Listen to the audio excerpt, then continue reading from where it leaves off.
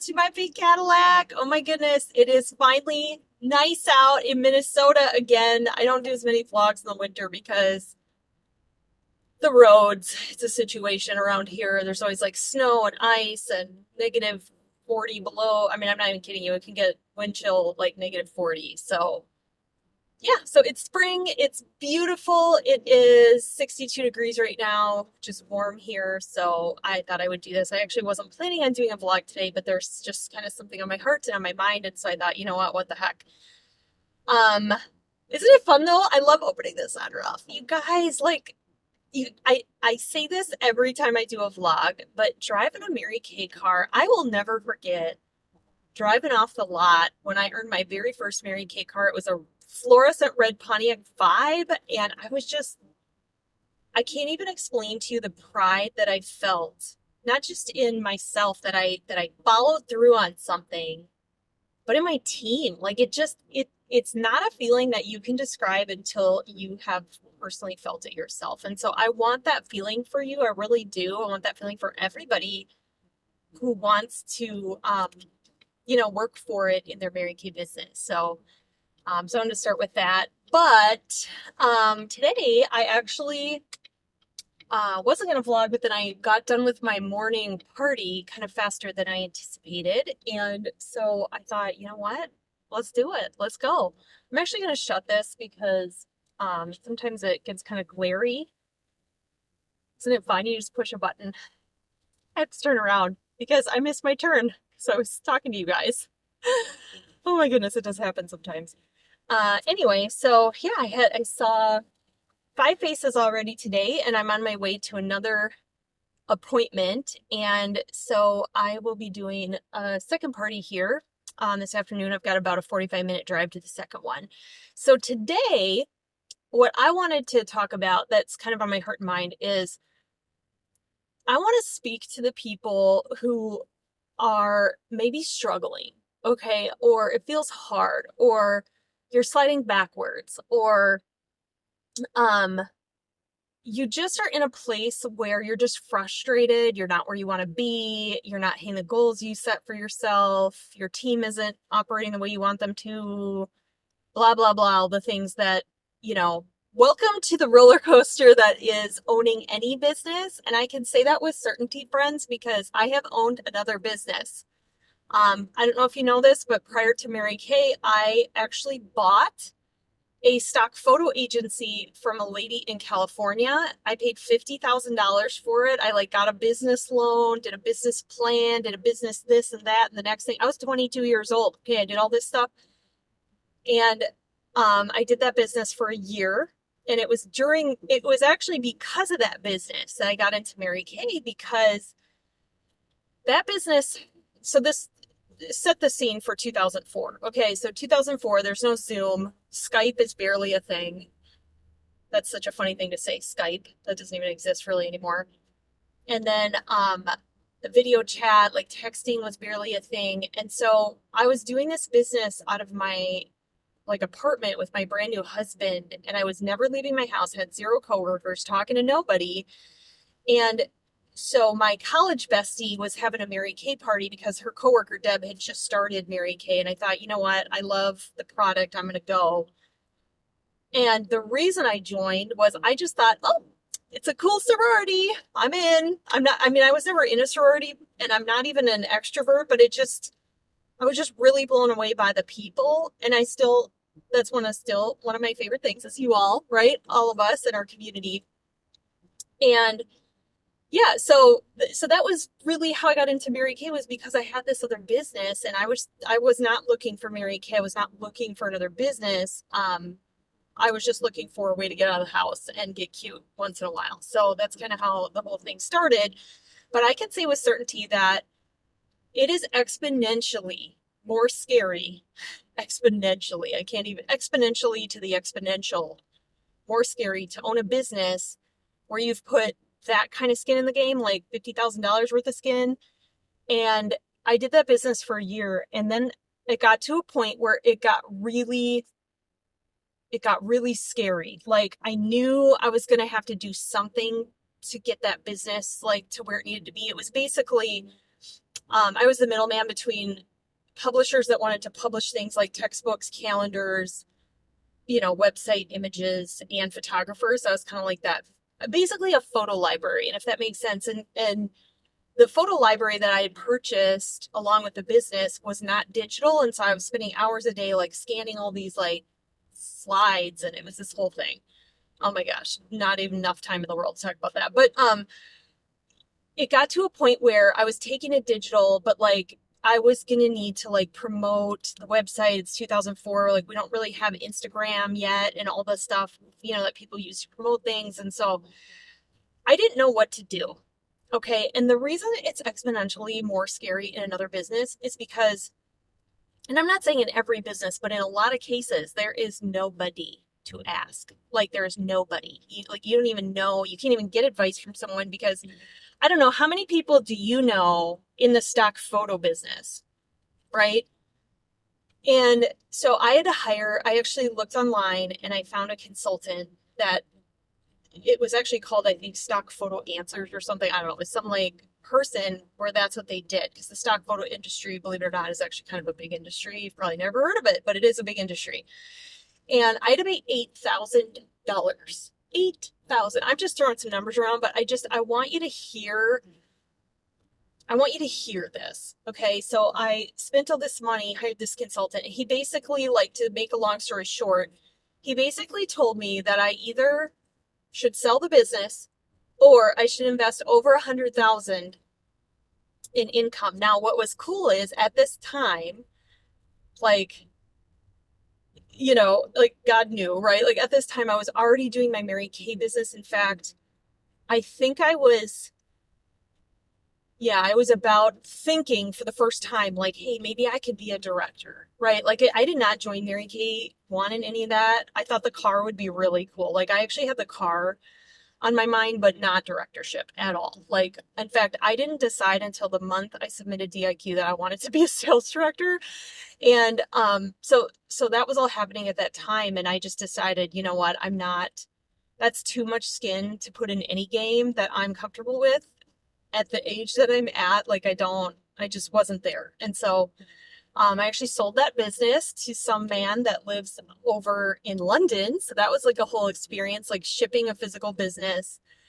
And I'm giving you all these details, you guys, because sometimes I think we take for granted, and if you're watching this and you're not in Mary Kay, like this is the best parts of Mary Kay, is that when we don't know how to do something, there are, I don't want to use the word 50 billion because there's not that many consultants, but like there are 50,000 people that you could ask that have either been there, done that, doing the business themselves. I mean, that's what my whole YouTube channel is, right? It's like, product knowledge videos, but also, helping, putting my training materials out there to help other Mary Kay consultants. So, I cannot emphasize to you, on top of, yes, there are startup costs to start Mary Kay, and you can, choose to start with inventory or not or whatever, but like it pales in comparison to starting a regular business. And just the fact that I had to set up my own LLC, I had to hire a legal team, I had to have, like, it's so different. And I'm not saying it's bad. Like, a lot of people obviously run really successful businesses, and I think, if I was at a different point in my life, it would have been different. But as a young person starting out trying to run a business, you guys, Mary Kay is where it is at.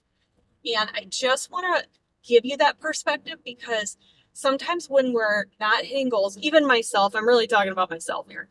Like when I'm not hitting goals, when I'm not where I want to be, it's like, yeah, Emily, do you want to go back to that? Do you want to go back to what that felt like, and the hopelessness? I cannot even tell you the level of hopelessness I felt until I found that consultant. And I was so hopeless at the time that $8,000 seemed like nothing to get out of hopelessness. So we just have so much hope because we have so many ideas and people that can help us. So what are some of the things and strategies and just stuff that I do when things aren't going my way? So the first thing that I would say is that it's It's called the journey of an entrepreneur. Like, I don't care what business you're in. Let's not like lie to ourselves here and think for a second that every business of any kind and every kind does not have challenges from time to time and things they need to work through and problems they have to solve, because they all do, right? And some of those problems and things that need solving are due to unforeseen circumstances. I mean, look at how many businesses had to shift during COVID, and maybe like, even the business I had, like I had to take it digital because it wasn't digital. Or, there's just always things that are evolving and changing, and as a result, we have to evolve and change. So, as a Mary Kate business owner, and I think if you really start viewing yourself as a business owner, it really makes a big difference. It makes a big difference in everything, right? So I want you to start viewing yourself as a business owner, because that's what we are. Okay. Sometimes it helps to just start by identifying what's frustrating you. Like, what is it? Is it that you aren't where you want to be? Is it that you feel like you're treading water in oatmeal? Is it that you I don't know, maybe there's just like a thing that you can't get past. And I find that people fall into two camps. Like, they fall into camp one, which is they always think that they're the problem, right? Like, oh, it's something about me. People don't like me, or I'm not X, Y, and Z enough, or I'm not whatever. Okay. And that could be true, some of those things, maybe. But maybe there's something that has shifted in the marketplace, and thus you need to shift something, right? But it's not you and who you are as a person, right? So there's people on that side of the spectrum who think, oh, everything's me and I'm not enough and all that stuff. And then there's people over here that are like, no way it's possibly me. Like, I'm perfect. Not, okay, this is totally an exaggeration, but like, no, but it can't be me. It's everything else and everybody else. And it's everything in the world, and it's whatever. Okay, so we want to strike a healthy balance here, and we want to ask both questions. Could it be me, and my people skills? Could it be a skill that I don't have? Because I actually learned this recently, and it was really profound, that there's an old sales model. There's different sales models. I should do a whole training on sales models. But there's an older sales model that suggests that it's all about cranking numbers. Okay, you got to work the numbers. And there is some truth that we do have to position ourselves in front of people. But the reason I was so happy to learn this is because I want to tell you this, not to brag, but I want you to hear this. I have an 85 to 90% hold rate. Always. Like, pretty much always. 85 to 90% hold rate. And you have maybe heard, well, it's 50%, or, you've got to overbook. And there's truth. Here's how you bridge that gap and get it so you don't have to work so many numbers, right? So if you're feeling like you have to work bazillions of numbers to get the bookings and have them hold, there is a skill gap there. Okay, so this is where this side over here that's like, no, couldn't possibly be me. I'm like, I've been in for, and I actually think it's worse the longer we're in the company, because we think we know everything. Like, even as a top director, I'm like, I've caught myself thinking that, and then I like hear a class from someone and I'm like, oh my gosh, I absolutely know nothing, which isn't true either. But I think it's best if we just operate under the assumption that we know nothing, because it's such a healthier way to look at, like, is it a skills gap? Am I really good at that? Because that's why I have an 80 to 90% hold rate, is because I am really good at booking, and not just booking, not just the act of booking, but the art of connecting, branding. And I have lots of different videos on this stuff, so that people, building anticipation, which is the most powerful energy. Think Santa Claus. I've got trainings about that. And getting, positioning myself as an expert in what I do, so people want to do that. So I have not just booked, I have studied booking. Okay. And you can only get to a level of mastery. There's actually a really great book. It's called Mastery, and it's by George Leonard. It's like I think there's a PDF of it floating around on the internet somewhere. It's just like a tiny little book that I read, and it's so good. It just basically argues like it's actually this guy who tells a story about oh gosh, I read this so long ago. Some form of like martial arts and how like even if you wanted to master it, you have to, it's kind of like the 10,000 hours thing. I think Simon Sinek wrote that, or no, Malcolm Gladwell. That's who wrote that, the 10,000 hour rule. Um, where, he argues you can't master anything until you put 10,000 hours into it. I feel like we kind of get a leg up because we're learning from other people in the company that have been successful. So maybe it doesn't have to take that long. But so if you feel like that, it's actually empowering to think, oh, okay, well, maybe I just need to really increase my skill in that area. Okay. Instead of being like, nobody wants to book with me and it's so hard. Be like, well, girl, of course you're having to work so many more numbers. You haven't actually like really mastered this yet, right? Or, maybe you aren't selling as much as you want at parties. Well, have you mastered the party? And if you haven't, so here's a thought. What if on your drive into work, what if you did your skincare party to the windshield every day you drove into work? Like every day you drove into work, you pretended like you were in front of a party and you did, you obviously need to hold the steering wheel, so you're not going to like hold products and stuff. But what if you did that? What could change? So increasing your skill. Okay. So those are two things to look at. Like, is it a skills gap? Is it a people skills? Like, some people, and it's okay. It is okay to say, my name is Emily and I need to work on some soft skills. Like, I know that I'm awkward when I'm trying to connect with people because I sound like the FBI asking them questions instead of like learning tonality. You guys, tonality. Okay.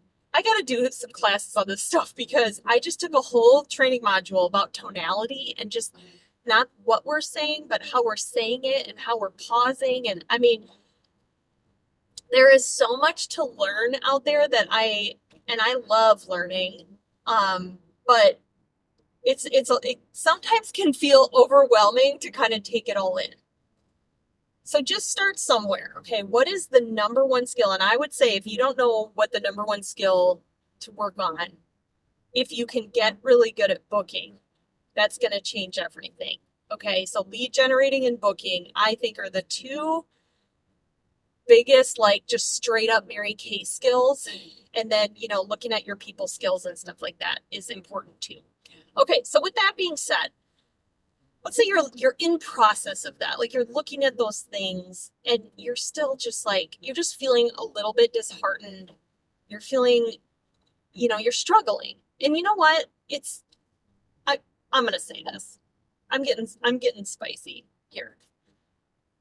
I think there is a cultural thing in our company, good, bad, or otherwise. We can all have an opinion about this, and it does not have to be mine. That if we talk about struggles, that it's negative. And you guys, I don't want to label struggling as positive or negative. It's just in fact, there's a third thing. So there's positive and there's negative. And then in the middle, there's something called I am now here. Okay. And I am now here is neutral. It's just like, here's where I'm at. I am now here. Okay. So I think talking about struggles can be negative if it's like, if we go into drama, like we're like passing out on the fainting couch, like nobody wants to book with me and this business doesn't work. And, like if we get dramatic, we go into drama over our struggles, which, okay, we all do it. Like, take the faint on the couch, my friend. Like, take a moment, kick your starter kit into the closet if you need to. I've done that. I almost like broke the top of my foot once doing that. So maybe don't do that. Take that moment, but then have an I am now here moment. This is what I have a question about. This is what specifically I'm struggling with. And I'm open to figuring out what I need to do to fix it, or what I need to do to improve here, or what I need to do to move forward. That is an I am now here statement. It's neither positive or negative. And I think it's important as business owners that we, are accepting of each other having I am now here statements, because that's how we grow in business and that's how we get better. So, okay, so you are now here. So here's the first thing well, this is really the second thing because I already talked about the first thing. Here's what I recommend. Okay, when you are and if you've been kind of like consistently struggling or you're just not where you want to be, and this is where I'm at right now, like I'm not struggling, but I'm just not where I want to be. The other day I was getting so worked up about it. And then I said, Emily, I do this every time I get worked up about it. I take a hot second and I sit on my front porch if it's nice out and I write down the things that I enjoy most about my Mary Kay business. So that's your assignment. I want you to write down, what do you love and enjoy most about your Mary Kay business? It could be any aspect of your Mary Kay business. You enjoy it the most, you love it the most. So my two things, so I did this the other day, and the two things that I love the most and enjoy the most. First thing, I'm doing it right now. I'm on my way. I love holding parties. I love going to those parties. I love meeting great people. I love it when I teach them and give them value. And I love when I help them find products that work for them. I love developing them into my clients. I love when they love me back because I've done all those things. That feels so good. So I'm out. So that's the first thing. I'll get into that later. The second thing that I love creating valuable and fun and I love making retreats and events, like in-person events for my team. I think it's the camp counselor in me. I mean, I know seminars come in, but like I am planning my own fall retreat this year for my team. And it's like, I got this gigantic Airbnb and we're going to do like all these full circle things. We're going to learn about products. We're going to learn, systems. Like we're going to take our computers out and get it all done there. We're going to do trust building and team building exercises. It's just going to be impactful. We're going to bond, connect. I love creating meaningful experiences through in-person retreats for my team. So those are my top two right now. Now, if you ask me 5 years from now or 2 years, even next year, it might be two different things, and that's okay. It doesn't always have to be the same darn thing, right? So what do you love most? Because the thing that I know to be true is when I'm not where I want to be, or whenever I've struggled, or whenever I've just gotten frustrated, if I reconnected with the things that I enjoyed the most, loved the most, thought were the most fun, it didn't happen right away, but over a period of time, I eventually always got back to where I wanted to be, hit the goals I wanted, and I never stayed in struggle. So you just need to reconnect with the fun again. You need to reconnect with not just your reasons why, but like, what do you enjoy about this business? Like, what do you love? Like, start there, because I promise you, I shouldn't say promise because someone will be like, you promised. But I'm telling you, like, strongly, that if you reconnect with that fun, it's going to change everything. It always does. So that would be the thing. So if you don't know where to start, like even just writing that down seems like kind of a hard thing because you're like, I don't think anything's fun and I hate it all. But you don't really, we're just on the fainting couch trying to get off. Okay. Think of today.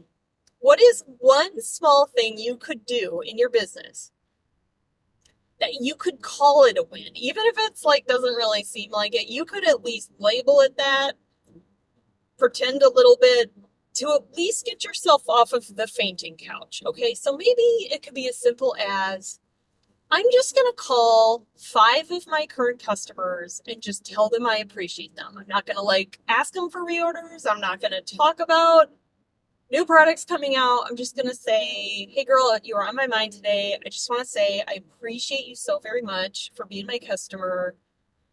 If there's anything I can, switch out for you or change for you or help you with, I'm always here for it. You popped into my mind and I just wanted to give you a phone call today. Like you could do that to 5 customers and now we're off the fainting couch. Okay. And then Okay, what's another small thing? It's almost like you have to small thing your way out of feeling that way and then do that exercise where you're connecting with what do I enjoy about my business? What is fun for me?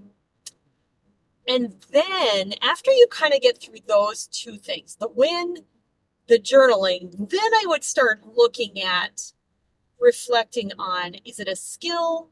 Is it me? Is it something in the marketplace? Is it something I need to tweak? Is it something I just need to do more of? That's usually it.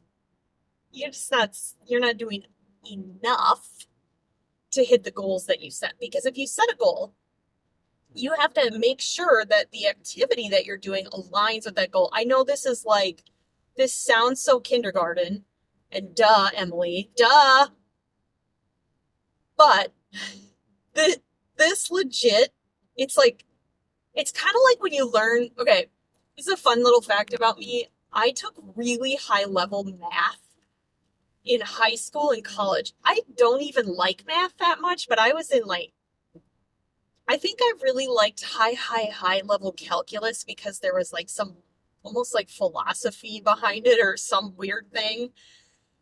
But anyway, when you do that, all of a sudden, someone asks you what 8 times 7 is, and you have to really think about it because you're like, it can't be as simple as going 8 times. It's like there's got to be some trick to it. And so it totally wrecks you for life on simple math. I feel like me saying your goal is this, and you need to make sure that your activity aligns with that goal. But honestly, a lot of you took high level calculus and you think you know what it takes to get to that goal, but maybe you don't. And so maybe the solution is just as simple as talking to somebody who's done the goal that you've wanted to do and flat up, maybe more than one person, because everyone's a little different and your journey's not going to look like theirs, blah, blah, blah. But you can at least get a starting point of am I really doing the things that I need to do to hit the goal that I want to hit? Am I really? Okay, so girl, are you, but for real, are you really, really, are you really? So, um, that's kind of what I would do with that. But I wouldn't do that until you've done the first two steps, which is, get yourself off the fainting couch and then write down, reconnect with the fun, and then kind of look at those. But every time I've done that, it helps so, so much. So I hope you got some tips today to help you. And you know what? I just want you to know that, I see you if you are struggling. Don't give up. I know it's so cliche, but I'm not kidding you. Keep going.